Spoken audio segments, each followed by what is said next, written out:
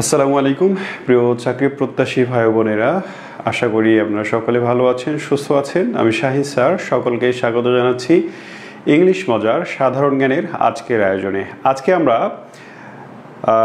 দুটি ছোট ছোট সভ্যতা সম্পর্কে সংক্ষিপ্ত একটা ক্লাস করব, যেখানে আমরা জানবো হিব্রু ও পারসিক সভ্যতা সম্পর্কে। আমরা সভ্যতা সিরিজের ক্লাস করছিলাম এবং আমরা সেই ধারাবাহিকতায় আজকে এই দুটি সভ্যতা সম্পর্কে জানব। সভ্যতার চ্যাপ্টার থেকে যখনই চাকরির পরীক্ষায় প্রশ্ন আসে, তার মধ্যে বিশেষভাবে গুরুত্ব পায় হিব্রু এবং পারসিক এই দুটি সভ্যতা। তো এই দুটি সভ্যতা সম্পর্কে আমরা বিস্তারিত জেনে নেব খুব অল্প সময়ের মধ্যে। দেখেন, বর্তমান পৃথিবীতে ইহুদি নামক যে জাতি অবস্থান করছে, মূলত তাদের দ্বারা সৃষ্ট সভ্যতার নাম হচ্ছে হিব্রু সভ্যতা। আমরা প্রথমে হিব্রু সভ্যতা নিয়ে পড়ব, এরপরে পারসিক সভ্যতার বিষয়ে জানব। তাহলে হিব্রু এটি আসলে মূলত একই সাথে একটি ভাষা এবং একটি জাতির নাম। হিব্রু এই শব্দটি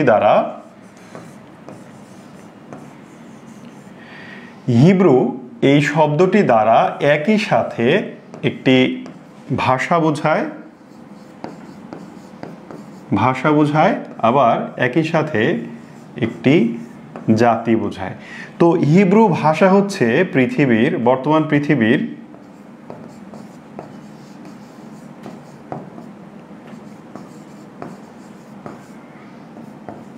প্রাচীনতম ভাষা। বর্তমানে পৃথিবীতে যে প্রাচীন যে ভাষাগুলো আছে তার মধ্যে অন্যতম হচ্ছে এই হিব্রু ভাষা।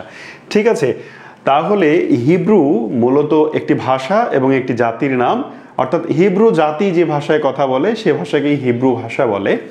তো এই হিব্রু জাতি দ্বারা জেরুজালেম কেন্দ্রিক যে সভ্যতা গড়ে উঠেছিল, অথবা আমি বলছি ইহুদি জাতি দ্বারা অথবা বনি ইসরায়েলদের দ্বারা যে জাতি বা যে সভ্যতা গড়ে উঠেছিল জেরুজালেমকে কেন্দ্র করে, সে সভ্যতাকে বলা হচ্ছে হিব্রু সভ্যতা।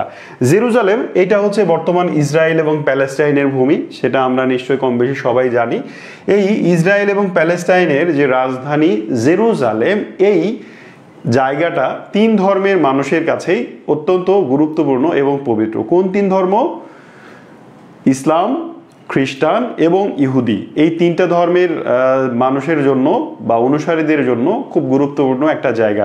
তো এই জেরুজালেমকে কেন্দ্র করে হযরত ইব্রাহিম আলাইহিস সালামের বংশধরদের দ্বারা যে সভ্যতা গড়ে উঠেছিল তাকে হিব্রু সভ্যতা বলে। তার মানে দেখেন, অনেকগুলো কথা বললাম, একই রকমের কিন্তু আলাদা আলাদা কথা বললাম। একবার বলছি যে ইহুদিদের দ্বারা জেরুজালেম কেন্দ্রিক যে সভ্যতা গড়ে উঠেছিল সেটি, আবার বলছি বনি ইসরায়েলদের দ্বারা, আবার বলছি হিব্রুদের দ্বারা, আবার বলছি হযরত ইব্রাহিম আলাইহিস সালামের বংশধরদের দ্বারা। প্রত্যেকটা কথাই কিন্তু সঠিক। তার মানে এই কথাগুলোর অনেকগুলো ডালপালা বিস্তৃত হয়ে আছে।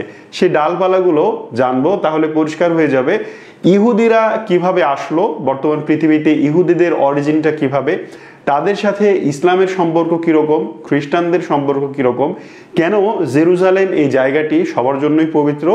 ঠিক আমরা এর মূলে গেলে সব জানতে পারবো। তাহলে আসুন আমরা এর মূলে যাই। এখানে মূলত হযরত ইব্রাহিম আলাইহিস সালামের বংশধরদের দ্বারা গড়ে ওঠা সভ্যতা। আমরা প্রথম কথা একেবারে রুট থেকে ধরলে হযরত ইব্রাহিম আলাইহিস সালামের বংশধরদের দ্বারা গড়ে ওঠা সভ্যতাকে আমরা হিব্রু সভ্যতা বলবো। হিব্রু সভ্যতার অবস্থান কোথায় ছিল? বর্তমান জেরুজালেমে। এবার ইব্রাহিম আলাইহিস সালামের বংশধরদের দ্বারা কিভাবে এই হিব্রু সভ্যতা গড়ে উঠলো, সেই ধারাবাহিকতাটা খুব পরিষ্কার এবং সংক্ষিপ্তভাবে আমরা জেনে নেব। এই ফ্লোচার্টটা আপনি যদি মনে রাখতে পারেন, তাহলে আপনার মনের মধ্যে কখনোই কনফিউশন হবে না যে ইহুদি কারা। আপনার মনের মধ্যে কখনোই কনফিউশন হবে না বনি ইসরায়েল কারা। পবিত্র কোরআনে তাদেরকে বনি ইসরায়েল বলে সম্বোধন করা হয়েছে। তো কেন তাদের বনি ইসরায়েল বলা হচ্ছে, আসুন জেনে নিই। দেখেন, ইব্রাহিম আলাইহিস সালাম, তাকে বলা হয় মুসলিম জাতির পিতা। তাকে কি বলা হয়?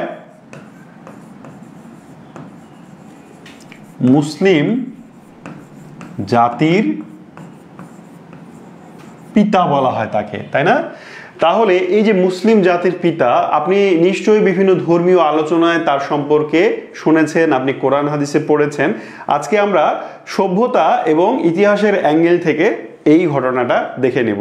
তাহলে হযরত ইব্রাহিম আলাইহিস সালাম ছিলেন আমাদের ইসলাম ধর্ম অনুযায়ী তিনি একজন নবী ছিলেন এবং হযরত ইসমাঈল আলাইহিস সালামের দুইটি পুত্র সন্তান ছিল, দুইজন পুত্র সন্তান ছিলেন হযরত ইব্রাহিম আলাইহিস সালামের। তাদের মধ্যে একজনের নাম ইসমাঈল আলাইহিস সালাম এবং আরেকজনের নাম হচ্ছে ইসহাক আলাইহিস সালাম। আপনারা জানেন যে ইব্রাহিম আলাইহিস সালামের দুইজন স্ত্রী ছিলেন। তো বিবি হাজেরার গর্ভে ইসমাঈল আলাইহিস সালামের জন্ম হয়েছিল এবং সারা তার গর্ভে জন্ম হয়েছিল ইসহাক আলাইহিস সালামের। তো আমরা এই অংশটা দেখব না।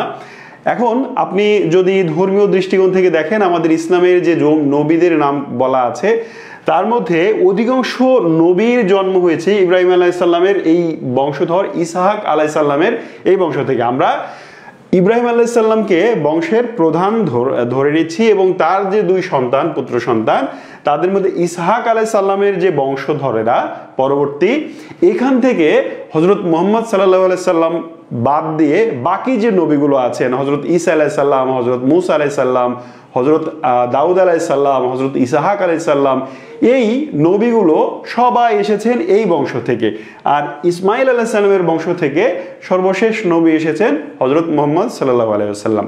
তাহলে এবার ইসহাক আলাইহিস সালামের বংশের দিকে একটু খেয়াল করি। আমরা এই দিকে আমরা ইহুদিদের পরিচয় বা হিব্রুদের পরিচয় খুঁজতে আমরা ইসমাঈল আলাইহিস সালামের বংশটা দেখার প্রয়োজন নেই, আমাদের দেখতে হবে ইসহাক আলাইহিস সালামের বংশ।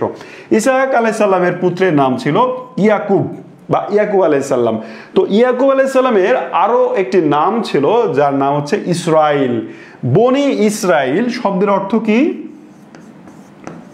বনি ইসরাইল এই শব্দের অর্থ হচ্ছে ইসরাইলের বংশধর, ইসরাইলের বংশধর। ঠিক আছে, বনি ইসরাইল মানে কি? ইসরাইলের বংশধর। ইসরাইলকে ইয়াকুব আলাইহিস সালামকে বলা হচ্ছে ইসরাইল। তার মানে ইয়াকুব আলাইহিস সালামের যারা বংশের পরবর্তী সদস্য তাদেরকে বলা হচ্ছে বনি ইসরাইল, যেটা কোরআনে অসংখ্যবার বা অনেকবার বলা হয়েছে। এবার ইয়াকুব আলাইহিস সালাম বা ইসরাইলের পুত্রের নাম হচ্ছে ইয়াহুদা। মানে ইয়াকুব আলাইহিস সালামের 12 জন পুত্র ছিলেন। কয়জন? 12 জন পুত্র ছিলেন। তার মধ্যে একজন হচ্ছেন ইয়াহুদা এবং আরেকজন হচ্ছেন ইউসুফ আলাইহিস সালাম। নিশ্চয়ই এই ঘটনাগুলো আপনারা ধর্মীয় আলোচনা শুনেছেন। তো ইয়াকুব আলাইহিস সালাম তিনি ইসরাইল নামে পরিচিত। তার 12টি পুত্র সন্তান ছিল, 12 জন। এই 12 জনের মধ্যে একজনের নাম ইউসুফ আলাইহিস সালাম আর আরেকজন হচ্ছে ইয়াহুদা। এই ইয়াহুদার বংশধরীরা, এই ইয়াহুদার যে বংশধর, তারা ইতিহাসে ইয়াহুদি নামে পরিচিত এবং এরাই ইতিহাসে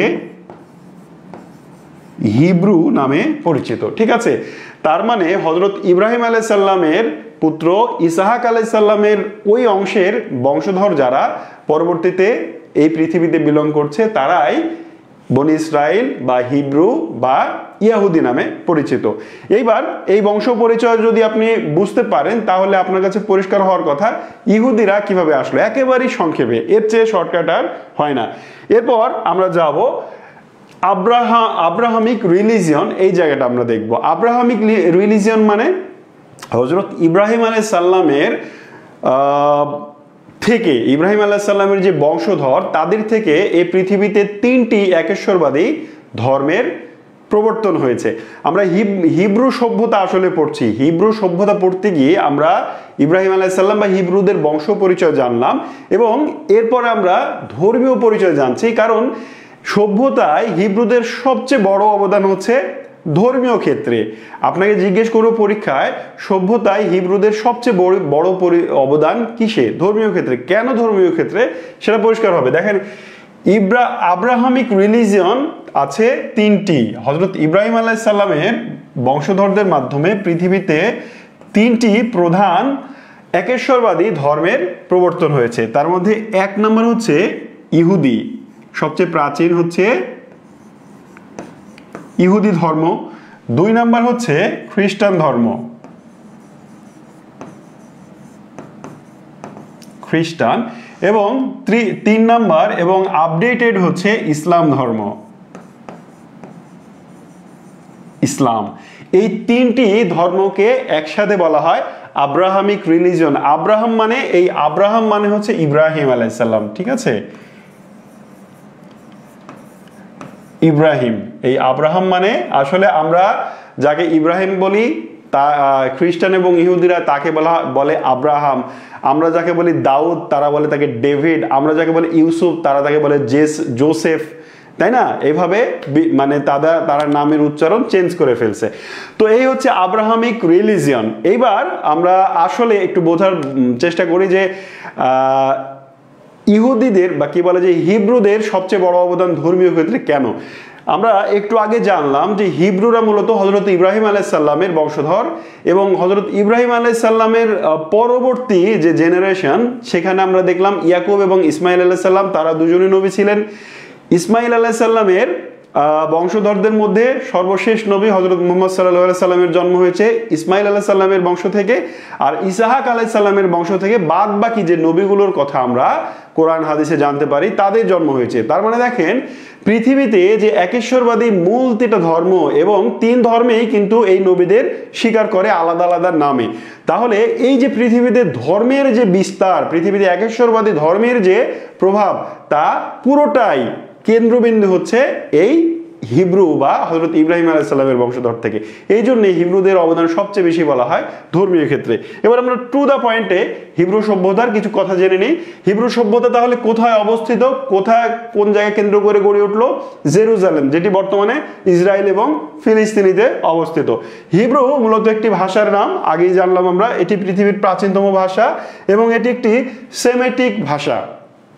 আচ্ছা, এর প্রধান ধর্মীয় নেতা হযরত মূসা আলাইহিস সালাম, অর্থাৎ ওই যে হযরত মূসা আলাইহিস সালামের কাহিনী আপনারা জানেন। ফেরাউনের দরবারে, ফেরাউনের প্রাসাদে তিনি লালিত পালিত হলেন। এরপরে ফেরাউনের দরবারে যারা অত্যাচারিত নিগৃহীত হচ্ছিল তাদের নিয়ে তিনি নীলনদ পার হয়ে চলে আসলেন। এইবার হযরত মূসা আলাইহিস সালামের সাথে নীলনদ পার হয়ে তার অনুসারীরা যারা আসলেন তারাই মূলত এই ইহুদি বা বনি ইসরায়েলের মানে উত্তরসূরি বা বংশধর, ঠিক আছে? এই জন্যে এই বংশের নেতা বা এই সভ্যতার নেতা বা ইহুদিদের নেতা বলা হয় হযরত মূসা আলাইহিস সালামকে, ঠিক আছে? আচ্ছা, বাইবেলের ভাষা হিব্রু এবং এটি ওল্ড টেস্টামেন্ট, এই যে ইহুদিদের যে ধর্মগ্রন্থ তোরা বা তাওরাত, এটা কিন্তু এই হিব্রু ভাষাতেই লিখিত। আচ্ছা, হিব্রু জাতি বর্তমান ইসরায়েলে বসবাস করে, যেটা আমরা জানলাম, এবং হিব্রুদের সবচেয়ে বড় অবদান তাহলে ধর্মীয় ক্ষেত্রে। তাহলে এতটুক জিনিস যদি আপনি জানতে পারেন, মনে রাখতে পারেন হিব্রু সভ্যতা থেকে, তাহলে কিন্তু আচ্ছা, হুজুরদের কাছে শুনেছিলাম ইয়াকুব আলাইহিস সালামের 11 জন পুত্র ছিল। আমি ঠিক সেটা জানি না, আমি বইপত্রে ঘাটাঘাটি গবেষণা করে 12 জন পুত্রের কথা জানতে পারলাম, এবং 12 জনের মধ্যে একজন হচ্ছে যে হযরত ইউসুফ আলাইহিস সালাম, এবং একজন হচ্ছে ইয়াহুদা বা জিহুদা, এভাবে লেখা আছে। তো যাই হোক, আমি ওই জায়গায় মানে বিতর্কে যাব না। আপনার পরীক্ষা এটাও আসবে না যে ইয়াকুব আলাইহিস সালামের কয়জন পুত্র ছিলেন, এটা পরীক্ষায় আসবে না, চাকরির পরীক্ষা, ঠিক আছে? সো আপনি চাইলে ওটা বিশ্বাস করতে পারেন, এটাও শুনতে পারেন, কোনো সমস্যা নেই। আচ্ছা, এবার আমরা হিব্রু সভ্যতা কিন্তু শেষ করে ফেললাম। হিব্রু সভ্যতা থেকে জাস্ট অতটুকু তথ্য মনে রাখলেই চলবে। এবার পারসিক সভ্যতা। পারস্য বলতে বর্তমান যে ইরান আছে, সেই ইরানকে প্রাচীনকালে পারস্য বলা হতো। শুধু প্রাচীনকালে না, আধুনিক যুগে এসেও পারস্য আসলে পারস্য নামে পরিচিত ছিল। পারস্য থেকে ইরান নাম হয়,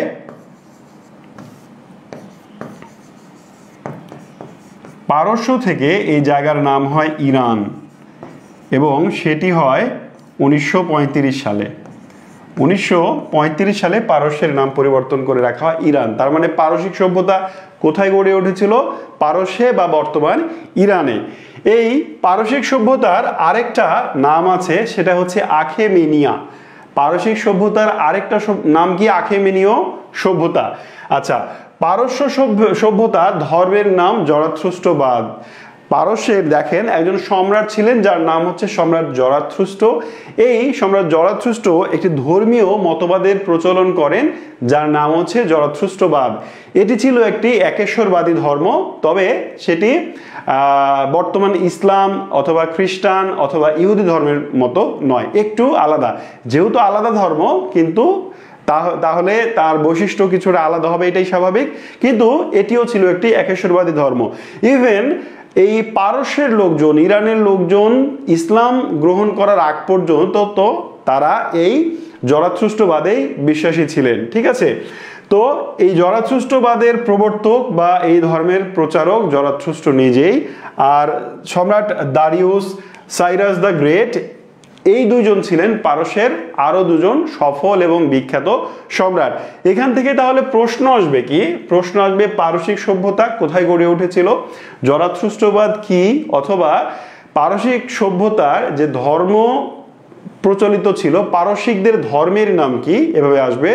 পারসিক সভ্যতার অপর নাম কি, আর সাইরাস অথবা দারিউস কোন সভ্যতার বা কোন সাম্রাজ্যের শাসক বা সম্রাট ছিলেন।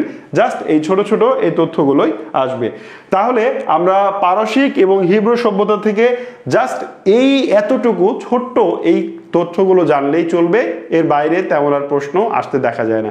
সো এই পর্যন্তই আজকের ক্লাস। পরবর্তীতে মায়া এবং ইনকা সভ্যতা নিয়ে আলোচনা করব পরবর্তী ক্লাসে। সেই ক্লাসে সবাই জয়েন করবেন আশা করি, আর আজকের ক্লাসটি অবশ্যই শেয়ার করে দিবেন।